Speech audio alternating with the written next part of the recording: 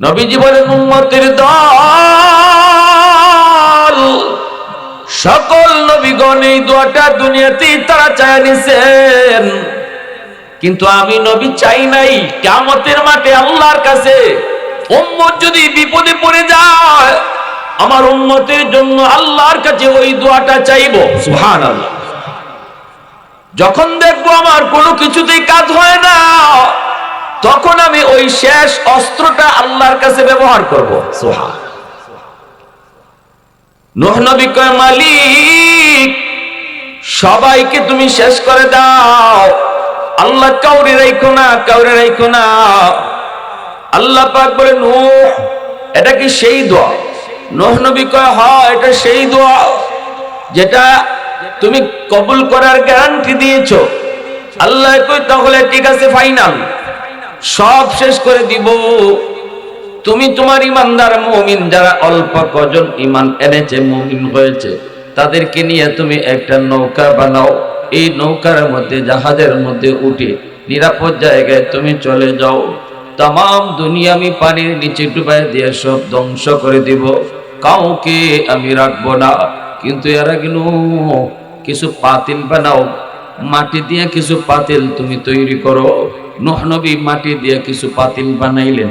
আল্লাহ পাক বলতেছেন, মনের মাধুরী দিয়ে তুমি বানাও, যেভাবে তোমার মন চায় সেভাবে বানাও, যদ্দূর তোমার ব্রেইনে কুলায়, যদ্দূর তোমার মনের খাহেশ তুমি বানাও।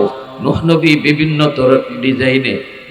ডিজাইনে তুমি পাতিল বানাইতে লাগলেন, মাটি দিয়ে তিনি পাতিল বানালেন। এইভাবে আল্লাহ পাক রব্বুল আলামিন সবগুলি পাতিল বানানোর পর আল্লাহ কয়, নূহ এবার হাতে একটা লাঠি নাও আর সবগুলি পাতিল ভেঙে ফেলো। নূহ নবী কয়, মালিক কেনই বা বানাইতে বলছো, কেনই বা আবার ভাঙতে বলো? এত মনের মাধুরী দিয়া বানাইলাম, মনের ইচ্ছা মতো বানাইলাম, আবার এখন নিজের হাতে ভাঙবো, মন মানে না। আল্লাহ পাক কয়, নূহ কয়েকটা পাতিল বানাইছো, হাতও দেও নাই, পাও দেও নাই, চোখও দেও নাই, জবানও দেও নাই, কথাও বলতে পারে না, তোমাকে নূহ কইয়া ডাকতেও পারে না, শুধুমাত্র কয়েকটা পাতিল। এই পাতিল নিজের হাতে বানায়া আবার ভাঙতে যদি তোমার কষ্ট হয়, তাহলে এইবার বলো, আমার যে বান্দা বান্দিরে শেষ করে দেওয়ার জন্য তুমি বলছো, আমি তো এদেরকে নিজের হাতে বানাইছি। শুধু বানাইছি তা না, হাত দিয়েছি, শুধু তা না, পা দিয়েছি, একটা বডির আকৃতি দিয়েছি, চোখ দিয়েছি, জবান দিয়েছি। এই জবান দিয়ে আমি আল্লাহরে আল্লাহ কইয়া ডাকে, হয়তো সব সময় ডাকে না, মাঝে মাঝে হলেও তো একবার ডাকে, বলো বলো আমার যেই বান্দাগুলিরে আমি আল্লাহ এই বডির মধ্যে একটা জান দিলাম, জানটা দেওয়ায় হাঁটা থাকতে পারে, নড়তে পারে, চড়তে পারে, আমার ওই বান্দা বান্দিগুলিকে ভাঙতে বুঝি আমি আল্লাহর কষ্ট লাগে না? কি পরিমাণ মায়া, কি পরিমাণ মায়া! নূহ নবীর একজন মহিলা কয়, নবী গো, যেদিন তুফান শুরু হয়ে যাবে আপনি আমাকে ইয়াদ করে জাহাজে উঠে আপনি নিয়ে যাবেন গো নবী। আমি একজন দুর্বল মহিলা, আমার গায়ে বড় শক্তি কম, আমি পারাপারি করে জাহাজে উঠতে পারবো না, আমি একজন বয়স্ক মহিলা, তুফান শুরু হলে আপনি আমাকে ইয়াদ করে জাহাজে উঠে নিয়ে। নবী কই, ঠিক আছে মা। এই বইলা নবী তো মনে ঠিক আছে বললেন ঠিকই, কিন্তু ভুলে গেলেন। যেদিন তুফান শুরু হয়ে গেল ওই দিন তিনি এই মহিলার কথা ভুলে গেলেন। বেশ কিছুদিন পর যখন তামাম দুনিয়া পানিতে ডুবলো, সব কিছু আল্লাহ মিসমার করে দিল। এরপরে যখন দুনিয়া আবার স্বাভাবিক হলো, নূহ নবীর তখন মনে পড়েছে ওই মহিলার কথা। মনে মনে ভাবতেছে, হায় রে, আমি কি ভুল করলাম, আমি তো আল্লাহর বান্দির কথা ভুলে গিয়েছি। ইনি তো আমাকে বারবার বলেছিল, নবী গো আপনি আমাকে ইয়াদ করে নিয়ে যায়েন, আমি ফারাফারি করে নৌকায় উঠতে পারবো না। হায় আমি তো ভুলে গেলাম, হায় ভুলে গেলাম। তিনি দৌড়ায় গেলেন, যা দেখেন আল্লাহর বান্দির ভাঙ্গা ঘর আগের মতোই এখনো দাঁড়ায় আছে। বড় বড় অট্টালিকার কোনো খবর নাই, সব শেষ। কিন্তু ওই বৃদ্ধা ইমানদার মুমিন মহিলাটার ভাঙ্গা ঘর আগের মতোই দাঁড়ায় আছে। আল্লাহর পয়গম্বর নূহ এইবার আল্লাহর কাছে সেজদায় পড়ে কয়, মালিক তোমার কুদরত বোঝা বড় দায়, আল্লাহ বুঝি নাই। এইবার তিনি ডাক দিলেন, মা, ও মা, মা। মহিলা ঘরের ভিতর থেকে আওয়াজ দেয়া কয়, নবী গো, তুফান কি শুরু হয়ে গেছে নাকি? এইদিকে তুফান শেষ, তামাম দুনিয়া পানির নিচে ডুবলো, মহিলার খবর নাই। মহিলা কয়, নবী গো, তাহলে তুফান কি শুরু হয়ে গেছে নাকি? আল্লাহ নবী সিজদায় পড়ে আল্লাহর কাছে কান্দে আর কয়, মালিক কিছুই তো বুঝলাম না, তোমার কুদরত বোঝা বড় দায়, আল্লাহ একটু বুঝায় কও কি হয়েছে। এই মহিলার তো কোনো খবরই নেই, সে তো টেরই পাইল না এত বড় তুফান গেল, এত বড় জলোচ্ছ্বাস গেল, তামাম দুনিয়া তুমি সবকিছু মিসমার করলা, পানিতে ডুবায় সব শেষ করে দিলা, অথচ তোমার বান্দি খবরই পাইল না। আমারে আরো জিজ্ঞেস করে তুফান কি শুরু হয়ে গেছে নাকি? মালিক একটু কও, একটু বুঝায় দাও, আমি তো বুঝি না। আল্লাহ তখন কয়ে, রে নূহ, আমার বান্দি এত করে তোমারে কইছিল, ইয়াদ কইরা নিয়া যাইতা, ভুলে গেছো, ভুলে গেছো। তোমরা নবী হইয়া উম্মত বলতে পারো, কিন্তু আমি আল্লাহ হইয়া বান্দা বান্দি ভুলতে পারি না। তুমি ভুললো, আমি আল্লাহ ভুলি নাই।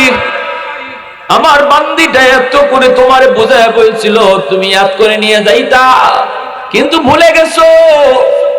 আমি আল্লাহ বলতে পারি নাই, আমি বলতে পারি নাই, কারণ আমি তো খালিক, আমি তো আদর করে বানাইছি, আমি তো বড় আদর করে বানাইছি, এজন্য এই মানুষকে আমি আল্লাহ বলতে পারি না। প্রশংসা করব কার? আরেকটু জোরে বলেন, কার? वहदत की हिफाजत नहीं बेकुव्वत बाजू, वहदत की हिफाजत नहीं बेकुव्वत बाजू, आती नहीं कुछ कमी हाक़िल खुदा दार, ऐ मर्द खुदा तुझको कुव्वत नहीं हासिल, जा बैठ किसी गार में अल्लाह को कर याद, जा बैठ किसी गार में अल्लाह को कर याद, ये सच है कि बातिल की तरफदार नहीं हम, गद्दार न समझो हम गद्दार नहीं हम, फूलों की तरह नरम मिजाज अपना है नौजोर, हम तीरी नहीं नेज़ा व तलवार नहीं हम, हम तीरी नहीं नेज़ा व तलवार नहीं हाँ। मुसलमाনের আওয়াজে কও আল্লাহু আকবার। আল্লাহ পাক রব্বুল আলামিন কয়, হাদিসে কুদসি আল্লাহ কয়, জাদুনি আলা কুল্লি ইয়াউমিন ওয়াল আরদু ইস্তাজিলু রাব্বাহু, প্রতিদিন জমিন আমি আল্লাহর কাছে আবদার করে, আল্লাহ অনুমতি দাও, বেনামাজি আমি জমিনের উপর দিয়ে আর কত চলবে, এই যে সুদখোর আর কত আমি জমিনের উপর দিয়ে হাঁটবে, নেশাখোর আমি জমিনের উপর দিয়ে আর কত চলবে, আসবিরু ইলা মাতা আসবিরু, আমি জমিন কত ধৈর্য ধরবো, আর কত ধৈর্য ধরবো, আবতালু ইবনা আদম ফি কারি, আল্লাহ তুমি যদি অনুমতি দাও, ওই বেনামাজিকে আমি জমিন গিলে ফেলবো, সুদখোরকে আমি জমিন গিলে ফেলবো, ঘুষখোরকে আমি জমিন গিলে ফেলবো, ওই যে দেখো না বেপরদায় চলে তারে আমি জমিন গিলে ফেলবো, আল্লাহ নেশাখোরকে আমি জমিন গিলে ফেলবো, জিন্দা তারে দাফন করে ফেলবো, আমি জমিনের উপর দিয়া বেনামাজির পায়ের বোঝা আর কত আমি জমিন সহ্য করব, তার পায়ের লোড আর কত নিব গো মালিক, ও মালিক কও না, ধৈর্য ধরবো তো আর কত কাল, কত কাল। আল্লাহ পাক কই শুধু জমিন নয়, এই মিলনগঞ্জের বাজারের জমিনও আল্লাহর কাছে প্রতিদিন আবদার করে। এই মিলনগঞ্জের ভিতরে যত বেনামাজি ওই বেনামাজির জমিন গিলে ফেলতে চায়। সুদখোর বাজারে যারা আছে এই সুদখোরকে জমিন গিলে ফেলতে চায়। জমিন কই মালিক আর তারে হাঁটার সুযোগ দিব না, অনুমতি দাও, সুদখোরকে আমি জমিন গিলে ফেলি। আল্লাহ কয় শুধু জমিন নয়, ওয়াল বাহরা ইস্তাজিলু রাব্বাহু, সাগর মহাসাগর গুলি আবদার করে, আল্লাহ আমি কক্সবাজার সমুদ্র সৈকতের পারে কত নাফরমানি করলো, কত গুনাহগার গুনার আয়োজন করে গো আল্লাহ, আমি সাগরের পানি চায় চায় শুধু তাদের নাফরমানি দেখি। আমি সাগরের পারে আইসা কত যুবক কত যুবতী অন্যায় করে গুনাহ করে, আমি সাগরকে একটু ডরায় না। আমি যেমন শান্ত তেমন অশান্ত, আমি যতটা শান্ত ততটা অশান্ত। চাইলে আমি জমিন পানির নিচে ডুবাই দিতে পারি যদি তোমার ইশারা পাই, যদি তোমার অনুমতি পাই। কিন্তু দেখো বেঈমান আমারে ডরায় না, দেখো না নাফরমান আমাকে ভয় পায় না। আল্লাহ তুমি যদি অনুমতি দাও ওই নাফরমান গুলারে আমি পানি দিয়ে ডুবাইয়া দেব। যেই জমিনটারে ওরা নাপাক বানাইছে এই নাপাক জমিনটারে আমি পাক বানায় দেব। আল্লাহ পাক রব্বুল আলামিন তখনই জমিনরে ধমক দেয়, সাগর মহাসাগরে আল্লাহ ধমক দিয়ে কই জমিন থাম থাম। আল্লাহ কয়ে জমিন ভালো করে শুন, আমি আল্লাহ দেখতেছি এই জমিনের ভিতরে কত গুনাহ হয়, কত অন্যায় হয়, কত অত্যাচার হয়, কত জুলুম হয়, আমি আল্লাহ দেখতেছি কত নাফরমানি হয়। এরপরও আমি কেন নগদ ধরি না জানোনি? কারণ এই মানুষকে আমি আল্লাহ বড় আদর করে বানাইছি।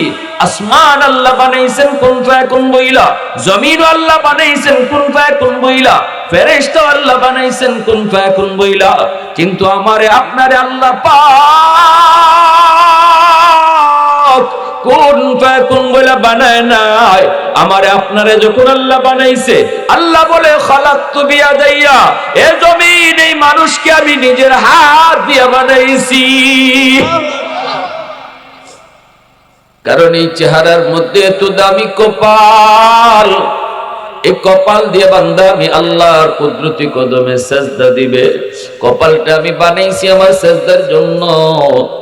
এই কপাল ফেরেশতাদের হাতে বানাইলে হয় না, এই কপাল আদেশ দিয়ে বানাইলে হয় না, এই কপালটা আমি আল্লাহ নিজের হাত দিয়ে বানাইছি। এজন্য আল্লাহ পাক করে জমিন শুন শুন, আমার আর আমার বান্দা বান্দির মাঝখানে তোমরা কেউ নাক গলাবা না।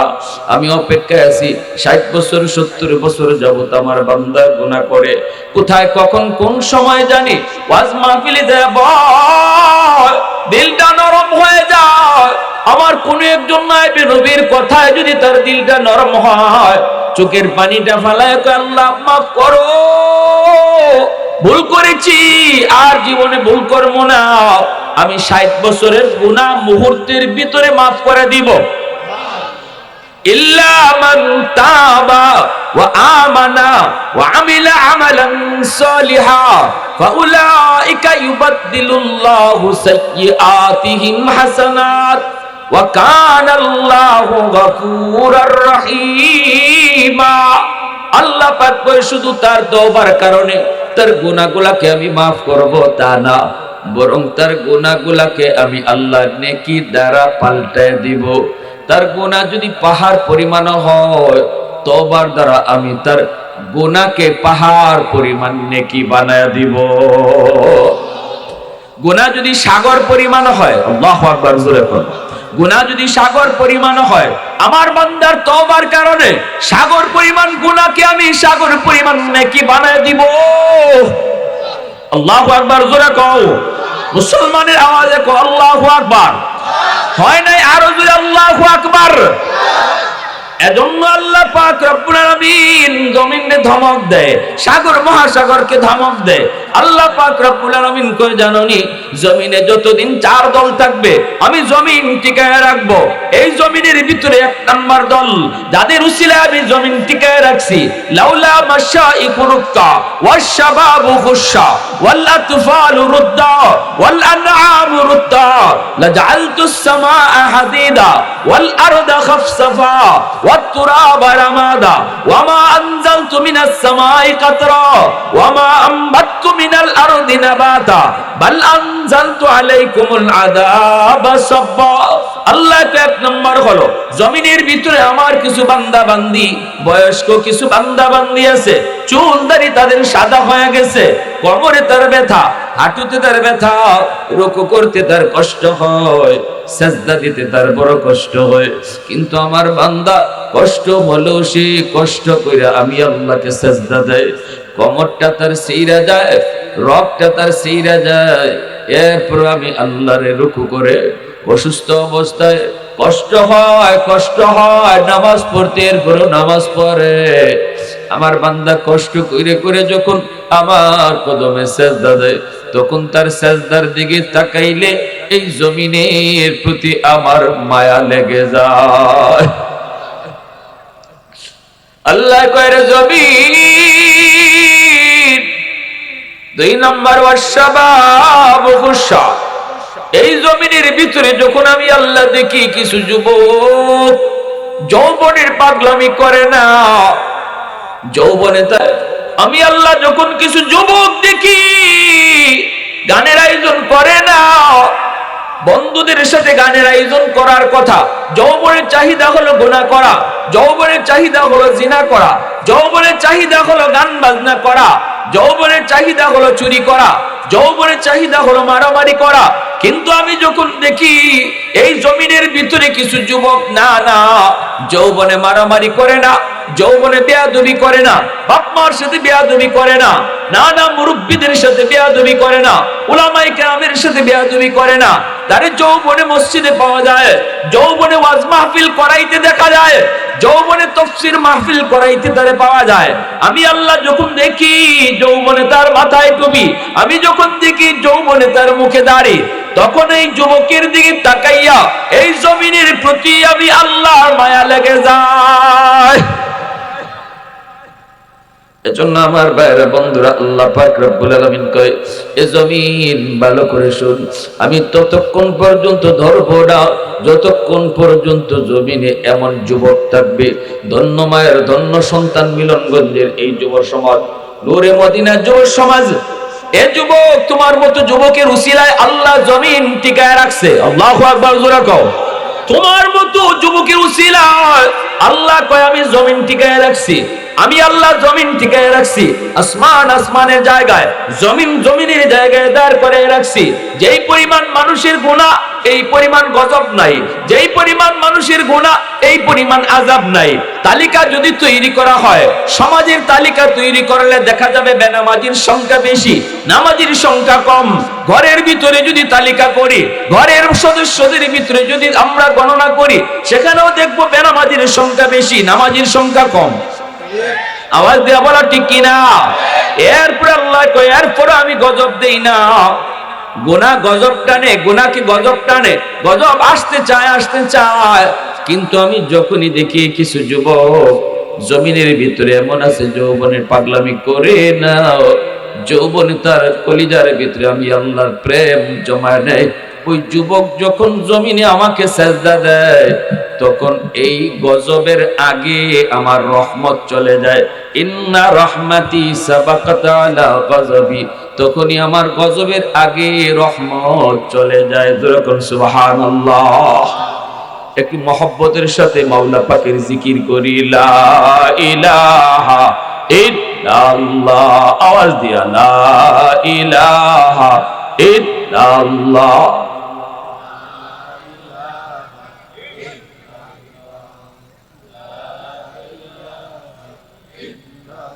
আরো জোরে লা ইলাহা ইল্লাল্লাহ।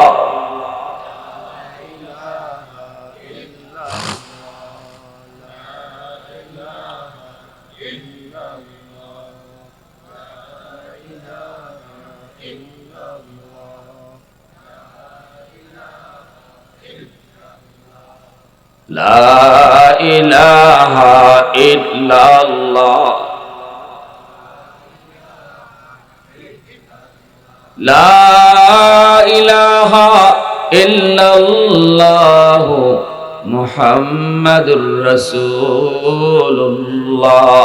জোরে সুরে বলি সাল্লাল্লাহু আলাইহি ওয়াসাল্লাম। এ যুবক, এবার তুমি যদি বলো হুজুর পারি না, যৌবন কালে আল্লাহরে ডাকতে পারি না হুজুর, বড় কষ্ট হয়, যৌবনে আমারে দেয় না মসজিদে যাইতে, যৌবনে আমারে দেয় না ওয়াজ মাহফিল করাইতে, হুজুর দেয় না, শুধু গুনার দিকে ডাকে। তাহলে আমি বলবো যুবক, সর্ব জায়গায় সর্বক্ষেত্রে যদি তুমি তাকাও, সব জায়গার সব সেক্টরে আল্লাহ পাক কিছু না কিছু যুবককে দিনের লাইনে রাখছেন। আজকে তুমি পুলিশ ডিপার্টমেন্টে গেলেও দেখবা কিছু পুলিশ যুবক নামাজ পড়ে, রেবে যাও সেখানেও দেখবা কিছু যুবক নামাজ পড়ে, আর্মিতে যাও যে দেখবা কিছু যুবক যৌবনে সে নামাজ পড়ে, দাঁড়িয়ে রাখছে, টুপি মাথায় দেয়। যদি ওই যুবকে যৌবনে পারে আল্লাহরে ডাকতে, তুমি কেন পারবা না? যদি এমন এক কাজ হয় যেটা কেউ পারে না, একজনেও যদি পারে, বোঝা গেল পারা সম্ভব। আমি ঢাকা ইউনিভার্সিটিতে গেলাম, বন্ধু আমারে ডাকলো, দোস্ত ইউনিভার্সিটিতে আসো। আমি ঢাকা ইউনিভার্সিটিতে গেলাম, আমার একজন দোস্ত ঢাকা ইউনিভার্সিটিতে পড়ালেখা করে, সেখানে গেলে পরে জোহরের নামাজটা আদায় করলাম মসজিদে, ইউনিভার্সিটির ভিতরে মসজিদ, এই মসজিদে জোহরের নামাজটা আদায় করলাম। নামাজটা পড়ে যখন বের হলাম, দোস্তের সাথে মুসাফা হলো। এরপরে দেখি দোস্তের পাশে আরেকজন যুবক দাঁড়ায় আছে, মাথায় তার সাদা পাগড়ি, পরনে তার সাদা জুব্বা, মুখে নবীর সুন্নতি দাড়ি, চেহারার মধ্যে যেন নূর চমকাইতেছে, এত সুন্দর। আমার সাথে মুসাফা করলো, মুস্কি হাসি দিয়া দেওয়া সুন্নত তরিকায় হাসি দিয়া মুসাফাটা করলো। আমার দোস্ত কই, দোস্ত দেখা তোমার কেমন মনে হয়? আমি বললাম হয় কোনো মাদ্রাসায় পড়ে নতুবা পড়ায়। দোস্ত কই, না রে দোস্ত, জীবনেও কোনোদিন মাদ্রাসায় পড়ে নাই, তবে ফ্যামিলিটা হলো ধার্মিক ফ্যামিলি, বাবাও দিনদার, মাও দিনদার, মাও তারে শিশুকালে দিন শিখাইছে, বাবাও তারে দিন শিখাইছে। এজন্য মা বাবা সন্তানের জন্য সর্বপ্রথম শিক্ষক, ঘর হলো তার প্রথম বিদ্যালয়। বাপ মা তারে শিশুকালে দিন শিখাবে, মা বাবা তার প্রথম শিক্ষক। এজন্য কলেমা মা শিখাবে, নামাজ বাবাই শিখাবে, এমনি ভাবে খাওনের দোয়া বাপ মাই শিখাইবে, ঘুমের দোয়া মা বাবা শিখাইবে, ঠিক কিনা জোরে কও? খাওনের দোয়াটা বাপ মাই শিখাও, ঘুমের দোয়াটা বাপ মাই শিখাও, কালেমা বাপ মাই শিখাও। বাপ মার কাছ থেকে শিশু সন্তান কি আশা করে? এগুলো আশা করে। সালাম কালামটা বাপ মা সন্তানকে শিখাও। মুরব্বি দেখলে সালাম দিতে হয়, এটা কেমনে দিতে হয়? আগে বাবা সন্তানরে সালাম দাও, সন্তানরে সালাম দিয়ে শিখাও। বাবা ঢুকো, ঘরের ভিতরে ঢুকো, আসসালামু আলাইকুম ওয়া রাহমাতুল্লাহ কইয়া তুমি ঘরে ঢুকো, তোমার শিশু বাচ্চারা সালাম শিখবে, ঠিক কিনা? এটা বাপ মার দায়িত্ব, বাপ মার দায়িত্ব, এটা সন্তানের পাওনা, বাপ মার কাছে সন্তানের পাওনা।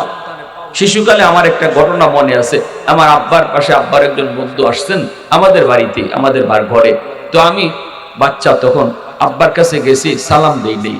আব্বা বলতেছে, বাবা একজন মেহমান এখানে বসা, তাও তোমার আব্বুর বন্ধু, সালাম দিলা না? তা আমি বলতেছি আসসালামু আলাইকুম ওয়া রাহমাতুল্লাহ। তখন আব্বা বলতেছে, না তোমার এই সালাম আমি নেব না, তুমি রুম থেকে বের হও, আবার রুমে ঢুকো, সালাম দিয়ে ঢুকো। তখন আব্বার বন্ধু যিনি আমার আঙ্কেল, এনে কইতেছে, ভাই বাদ দেন, শিশু বাচ্চা, ছোট বাচ্চা বুঝে না, সালাম তো দিছেই, বাদ দিয়া দেন, হ্যাঁ তো সালাম দিছে। আব্বা বলতেছে যে না, এখন যদি সালামটা আমি নেই তাহলে এটা সারা জীবন মনে থাকবে না, আর যদি তার রুম থেকে বাইর করে আবার সালাম দেওয়ায় ঢুকাই, সারা জীবন ইয়াদ থাকবে। বাবা হওয়া সহজ, আদর্শ বাবা হওয়া কঠিন, ঠিক না? ওই দিন যে আব্বা আমার রুম থেকে বাইর করছিলেন, সালাম দিয়া ঢুকাইছিলেন, যার কারণে আজ 35 বছর পরেও এই ঘটনা আমার মনে আছে। কিরে ভাই, আজকে মা ঘুমের সময় যে বাচ্চাটারে ঘুমের দোয়া শিখাইবার কথা, যেই বাবা ঘুমের সময় বাচ্চাটারে দোয়া শিখাইবার কথা, কালেমা শিখাইবার কথা, সূরা ফাতিহা শিখাইবার কথা, সূরা ইখলাস শিখাইবার কথা, এই টাইমে আমি মা, আমি বাবা মোবাইল টিপে ঘুমাইতেছে, ঠিক না? সন্তানের ভবিষ্যৎ অন্ধকার করতেছি আমি মা, আমি বাবা। আমি বাপ মার ভুল সিদ্ধান্তের কারণে, বাপ মার নিজের রং চলার কারণে আমার সন্তানের ভবিষ্যৎ অন্ধকার হচ্ছে। আর এর জন্য দায়ী আমি বাপ মা। এজন্য কিয়ামতের মাঠে সন্তান বাপ মার বিরুদ্ধে আল্লাহর আদালতে মামলা দিবে, সন্তান মামলা দিবে। রব্বানা আতিহিম দিফাইনি মিনাল আযাব ওয়ালআনহুম লানান কাবীরা। ও মালিক, আমি যদি আজ জাহান্নামী হই, আমার জাহান্নামে যাওয়ার পিছনে আমি নিজে একা শুধু দায়ী না, আমার বাপ মা দায়ী। সন্তানে কইব, আমার মা আমার বাবাকে সামনে আনো, এরা আমাকে ঘরে কি শিখাইছে একটু জিগাও, তোমার পরিচয় আমাকে শিখাইলো কিনা। আল্লাহ, খাইতে বসলে যদি আম্মায় কইতো বাবা ডান হাতে খাও, বিসমিল্লাহ কইয়া খাও, বিসমিল্লাহ কইয়া খাও, আমি জিগাইতাম মা ডান হাতে খাইলে কি হয়, তখন মা কইতো আল্লাহ খুশি হয়, তখনই আমি মালিক তোমাকে আমি চিনতাম। ঠিক না? শিশু বাচ্চারা কিন্তু খুব বেশি বেশি বাপ মারে প্রশ্ন করে। আপনি কইবেন, হে খালি প্রশ্নই করবো, বাবা ডান হাতে খাও, বাচ্চা কইব আম্মা ডান হাতে খাইলে কি হয়, আল্লাহ খুশি হয়। বাচ্চা কইব আল্লাহ খুশি হইলে কি হয়, আল্লাহ কেডা? তা আল্লাহ তোমারে আমারে সব জাহান কায়নাত যিনি বানাইছে তিনি আল্লাহ। ওই যে এক কথায় আপনি আল্লাহর পরিচয়টা বাচ্চারে শোনাইছেন, এই শিশু বাচ্চার ব্রেইনের মধ্যে এই আল্লাহর পরিচিতি রেকর্ড হয়ে গেছে। এটা মরণ পর্যন্ত এই বাচ্চার ব্রেইনে থাকবে আল্লাহ কারে করে। আল্লাহু আকবার, জোরে করে। কারণ শিশুকালটা হলো কাদামাটির মতো, যা লিখবেন তাই লেখা হবে। মাটি যদি শক্ত হয় লিখতে চাইলেও লেখা যায় না। এজন্য মানুষের জীবনের ফাউন্ডেশন হলো শিশুকাল। শিশুকালটা যার যত ধর্মীয় বিধানের উপরে, ধর্মীয় রীতিনীতির উপরে, ধর্মীয় কালচারে যে বাচ্চারা শিশুকালটা গড়ে ওঠে, এই বাচ্চার জীবন ততটা ধর্মের উপরে মজবুত হয়। আর আমরা শিশুকালটা একদম অবহেলায় নষ্ট করি। মা টেলিভিশন দেখতেছে, বাচ্চারে লইয়া দেখতেছে, বাপে নাইস গান দেখতেছে, বাচ্চারে লইয়াই দেখতেছে। ঠিক না? অথচ আমার বাচ্চা দুনিয়াতে আসছে মঈনুদ্দিন চিশতির মতো ওলি হইয়া।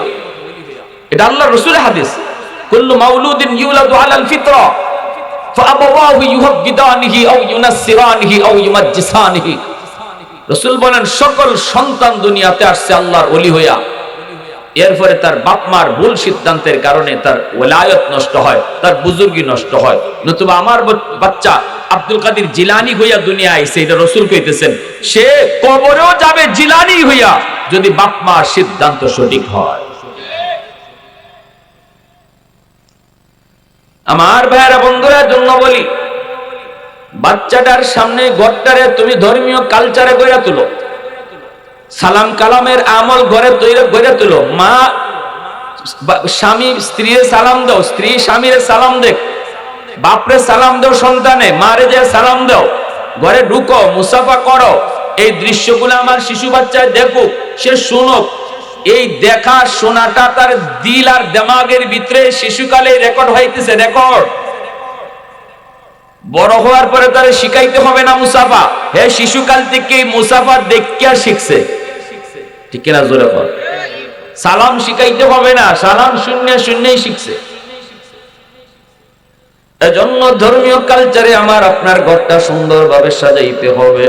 আমার দোস্ত কইতেছে, দোস্ত এই যে তোমার সাথে মুসাফা করলো, এত সুন্দর তার চেহারাটা, নুরানি চেহারা, মাথায় তার সাদা পাগড়ি, পরনে তার জুব্বা, এই লেবাস দেখে তুমি মনে মনে ভাবতেছো সে কোনো মাদ্রাসায় পড়ে, নতুবা মাদ্রাসায় পড়ায় না। রে দোস্ত, সে মাদ্রাসায় পড়ে নেই, শিশুকাল থেকে সে স্কুলে পড়ছে, কিন্তু তার মা বড় ধার্মিক, বাবাও বড় ধার্মিক, ঘরের পরিবেশটা ছিল ধর্মীয় পরিবেশ, ধর্মীয় কালচারে সে বড় হয়েছে।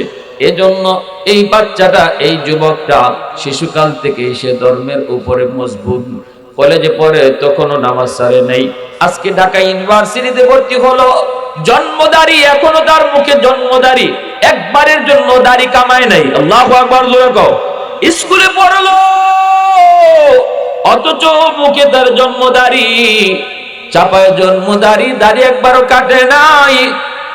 ঢাকা ইউনিভার্সিটিতে ভর্তি হয়েছে, এমন মেধা তো হবে, মেধা হবে না মানে? যে মা সন্তান পেটে নিয়ে পর্দায় চলে, এই সন্তান বড় হওয়ার পরে মেধাবী হয়, মেধাবী হয়। পেটে সন্তান নিয়ে যদি মা বেশি বেশি টক খায়, সন্তান বড় হওয়ার পরে টক প্রিয় হয়। পেটে সন্তান নিয়ে যদি মা বেশি বেশি মিষ্টি খায়, সন্তান বড় হওয়ার পরে মিষ্টি প্রিয় হয়।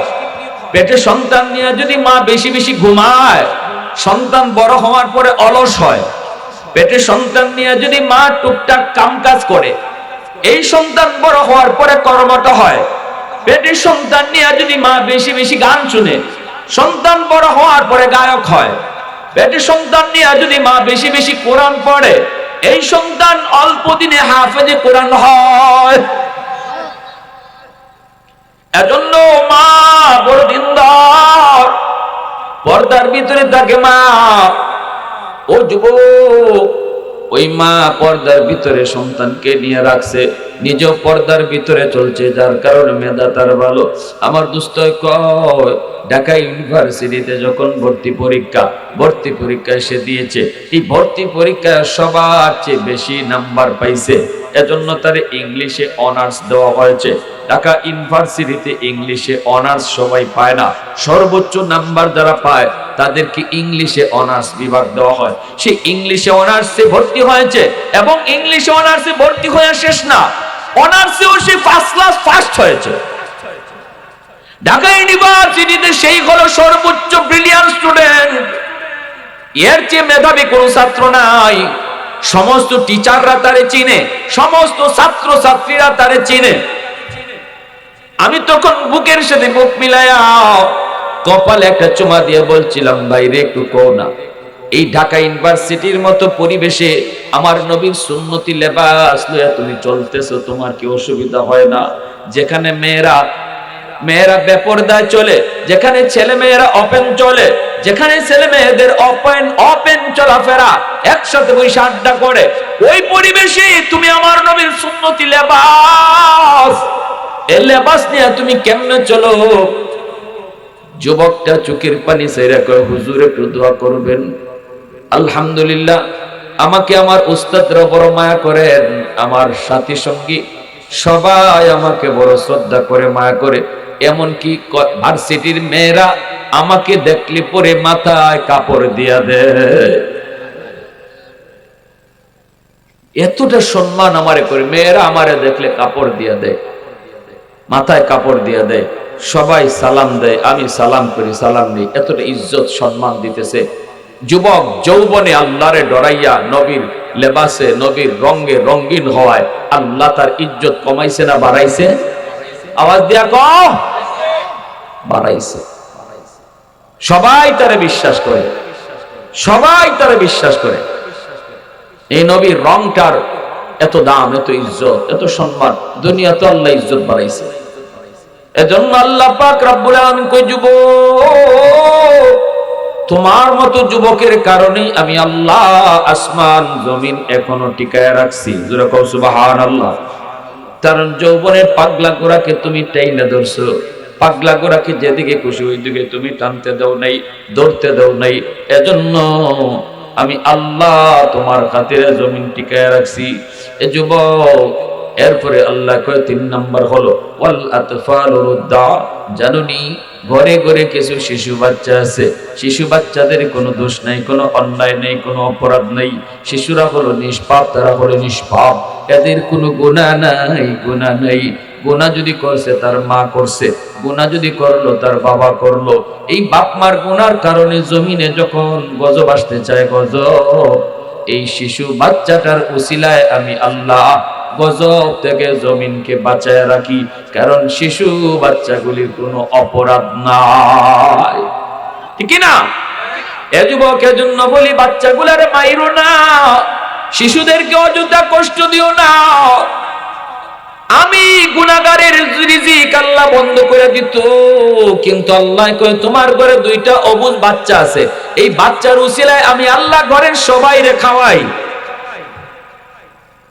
2টা অবুঝ বাচ্চার উসিলায় আমি আল্লাহ নাফরমান ঘরের সব নাফরমানদের আমি এই 2টা অবুঝ বাচ্চার উসিলায় খাওয়াই। সুবহানাল্লাহ।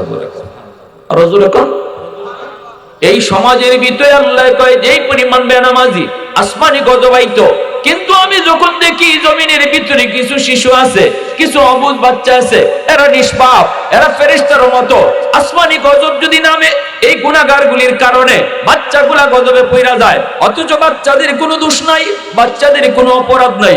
আল্লাহ কয় তখনই আমি এই জমিনের প্রতি মায়া করি। আল্লাহু আকবার, জোরে কও। তখনই এই জমিনের প্রতি আমার মায়া লাগে, এই জমিনের প্রতি আমার বড় মায়া লাগে। এজন্য আমার মায়ার নবীর বহুত বড় সুন্নত, নবীজি শিশু বাচ্চাদেরকে বড় মায়া করতেন, আদর করতেন, কোলে নিতেন, চুমু খাইতেন। নবীজি সাজদায় গেলে পরে অবুঝ বাচ্চা শিশু যদি নবীর কাঁধে উইটা ঘোড়া দৌড়াইতো, তবুও নবীজি রাগ করতেন না।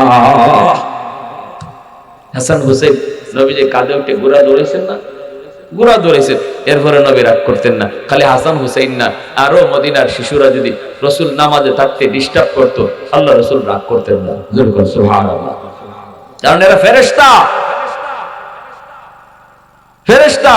অহেতুক বাচ্চাদেরকে মারবেন না, হাত তুলবেন না। সাবধান, তোমার মতো আমার মতো নাফরমান আর গুনাহগাররে আল্লাহ বহু আগেই খতম করে দিত। যারে মারতেছো এই বাচ্চার উসিলায় আল্লাহ তোমারে বাঁচায় রাখছে। ওয়াল আনআমু তা 4 নম্বরে আল্লাহ পাক বলে জানোনি, জমিনের ভিতরে কিছু পশু পাখি, হাঁস মুরগি গরু ছাগল আছে। এই পশু পাখি হাঁস মুরগি গরু ছাগল এদের উপরে নামাজ ফরজ করি নাই, রোজা ফরজ করি নাই। মানুষের গুনার কারণে জমিনে গজব আসতে চায়, কিন্তু হাঁস মুরগি গরু ছাগল এরা তো কোনো গুনাহ করে নেই, এদের তো কোনো অপরাধ নাই, অপরাধ নেই। যখনই আমি আল্লাহ দেখি এই গজবের ভিতরে হাঁস মুরগি গরু ছাগল পশু পাখিগুলো পইরা যায়, তখনই জমিনের প্রতি আমার মায়া লাগে। এজন্য গরু ছাগলের অহেতুক মাইরেন না, খামোখা মারবেন না, গরু ছাগলের উপরে হাত উঠাইবেন না। এরা পশু, পশু, খামোখা মারবেন না। যদ্দুর না পারা যায় মাইরা সামলাইতে মারবেন না। কারণ আল্লাহ হাদিসে কুদসিতে আল্লাহ নিজে কয়, তোমার মতো নাফরমান বহু আগে আমি আল্লাহ তোমার রিজিক বন্ধ করে দিতাম, তোমার চলার ক্ষমতা বন্ধ করে দিতাম। আসমানি গজব আইতো, তোমার গুনার কারণে গজব আইতো চায় ধে, আইতো পারে না ওই গরুটার কারণে। সুবহানাল্লাহ। তোমার গুনার কারণে গজব ধে আসতে চায়, আসে না ওই ছাগলটার কারণে, যে ছাগলটারে মারছো খামোখা। কষ্ট হইতেছে আপনাদের? কি ভাই কষ্ট হইতেছে? হাকিমুল উম্মত মুজাদ্দিদ মিল্লাত মাওলানা আশরাফ আলী থানভী রাহমাতুল্লাহ আলাইহি এত বড় হুজুর, এত বড় আল্লাহ ওয়ালা, কিতাব লিখতেন, চিন্তা করে কিতাব লিখতেন না। কলম চলতো কারেন্টের মতো, এমন ভাবে কলম চলতো, ব্রেইনে আল্লাহ ঢাইলা দিতেন। মনে হইতেছে একটা কালেকশন উপর থেকে শুরু হয়েছে, কানেকশন হয়েছে, আর ওনার কলম অটো চলতেছে। নইলে একজন মানুষের পক্ষে জীবনে এত কিতাব লেখা সম্ভব না। চিন্তা করে করে যদি লিখতে হইতো, কোনো চিন্তা নাই, উনি কলম ধরতেন আর কলম চলতো। এই হাকিমুল উম্মত মুজাদ্দিদ মিল্লাত মাওলানা আশরাফ আলী থানভী রাহমাতুল্লাহ আলাইহি এনার বিবি সাহেব যাইতেছেন বাপের বাড়িতে বেড়াইতে, আর বলতেছেন, স্বামী গো, আমার মুরগি আর মুরগির বাচ্চারে টাইম মতো চাইলো। ফজরের পরে উনি নামাজ পড়ে কিতাব লিখতে বসছেন, এদিকে মুরগি মুরগির বাচ্চা সারবার টাইম হয়ে গেছে, খবর নাই। মুরগিও চিল্লায়, বাচ্চাও চিল্লায়। হঠাৎ করে ওনার কলম বন্ধ হয়ে গেছে, এখন আর লেখা আসে না। থানভী রহমতুল্লাহ আলাইহি চিন্তায় পড়ছেন, ঘটনাটা কি, লেখা আসে না কেন? বড় পেরেশান, হায় আমার দ্বারা কোনো গুনাহ হয়েছে কিনা, কি ভুল জানি করলাম। সাথে সাথে মনে পড়ছে, হায় রে, ওই যে মুরগির আওয়াজ শোনা যায়। দৌড়ে গেছেন ঘরে গিয়ে, যে খাঁচার মধ্যে মুরগি আছিল এই খাঁচাটা খুললে দিছেন, মুরগি বাচ্চাগুলা নিয়ে বাইরেছে। এরপরে তিনি আবার আইয়া ওযু করে লেখাত বইছেন, অটো কলম চলা শুরু হয়ে গেছে। ওই যে মুরগিটা কষ্ট পাইতেছিল, আল্লাহ এটা সহ্য করতে পারছে না। আল্লাহ কয়, দায়িত্ব আছিল তোমার, এটা আমি, এর খালিক আর মালিক আমি আল্লাহ, মুরগিটারও আমি বানাইছি। বিবিসার দায়িত্ব দিয়া গেছে, একটা হায়ওয়ান তুমি আটকায় রাখছো, কষ্ট দিতেছো, এজন্য আমার তরফ থেকে যে নিয়ামত তোমার মাথায় আমি দিতেছিলাম, এই নিয়ামত বন্ধ হয়ে গেছে। আবার যখন এটা পূরণ করছেন, তখন আল্লাহর পক্ষ থেকে নিয়ামত আবার জারি হয়েছে। সুবহানাল্লাহ। একটু চিন্তা করলে বুঝেন যে আমরা কি করতেছি, আমাদের দ্বারা কত অন্যায় হইতেছে। কেন আজকে আমার অসুস্থতা ছাড়ে না, আমার বিপদ ছাড়ে না, আমার অশান্তি যায় না? কারণটা কি? এমন কত সমস্যায় আমি জর্জরিত, আমার দ্বারা এমন কত ভুল হইতেছে। এজন্য আল্লাহ কইলাউলা মাশাইকুরকা ওয়াশশাবাবু খুশশা ওয়াল আতফালু রুদ্দা ওয়াল আনআমু রুদ্দা লাজআলতুস সামাআ হাদিদা ওয়াল আরদা খাফসাফা ওয়াত তুরাবা রামাদা। যদি এই চার দল জমিনে না থাকতো, লাজআলতুস সামাআ হাদিদা, আমি আল্লাহ আসমানকে লোহা বানায় দিতাম, ওয়াল আরদা খাফসাফা ওয়াত তুরাবা রামাদা, এই জমিনটা আমি তামা বানাই দিতাম, তামা। আমা আনজালতু মিনাস সামাই কাতরা, এক ফোঁটা রহমতের বৃষ্টি আমি আসমান থেকে নাজিল করতাম না। ওয়ামা আম্বাতু মিনাল আরদি নাবাতা, একটা শস্যের দানাও আমি জমিনে উঠতে দিতাম না। বাল আনজালতু আলাইকুমুল আযাবা সাব্বা, পর জমিনের মধ্যে শুধু আযাব আর গজব নাজিল হইতো। আল্লাহ কয় মানুষ কেন বানাইছি জানোনি? বানাইছিলি আবুদুন, আমি আল্লাহর ইবাদত করার জন্য। এত আদর করে তোমারে বানাইলাম, নিজের হাত দিয়ে তোমারে বানাইলাম। বানানোর উদ্দেশ্য একমাত্র আমি আল্লাহর গোলামি, উদ্দেশ্য আমি আল্লাহকে চিনা। আগে আমারে চিনো, লিয়াবুদুন আই লিয়ারিফুন। তাফসীরে জালালাইনের মধ্যে লেখেন লিয়াবুদুন আই লিয়ারিফুন, আল্লাহ ইবাদতের জন্য বানাইছে। এর মানে হলো আল্লাহ কয় আমি তোমারে এত আদর করে বানাইছি তুমি যেন আমি আল্লাহকে চিনতে পারো। কেমনে আল্লাহরে চিনা যায়? আল্লাহর ইবাদত করলে আল্লাহকে চিনা যায়, ঠিক না? আল্লাহরে চিনলে মানাটা সহজ, যে যারে চিনে সে তারে মানে। আপনি বইছেন গাড়ির মধ্যে, পাশের সিটের মধ্যে ওসি সাহেব বয়া, আপনি তো মনে করছেন আপনার সাথের প্যাসেঞ্জার, আপনার খবর আছে, আপনি ফাউনা চাইতেছেন, আপনি চাইতেছেন, খবর নাই আপনার। একজন এসে কানে কানে কইছে ইবা যে ফাউলা রাইতেছো দারো যে বয়া চিনো কেডা? কেডা? ওসি। এখন আর ফাউল হবো নি আপনি? জোরে মাতো ফাউল হবো। আর এখন এতক্ষণ চিনো না এজন্য লড়াইছো, এখন চিনছো সাথে সাথে শিরা ঠান্ডা, ঠিক কিনা? এজন্য আল্লাহ আগে আমারে চিনো, বানাইছি তোমারে চিনবার লাগে। ফেসেলে গেছে এয়ারপোর্ট, আমারে যদি চিনো তখন আমারে মানাটা সহজ হইব। আল্লাহ কয় তখন নামাজ পড়াটা সহজ হইব। আগে আমারে চিনো,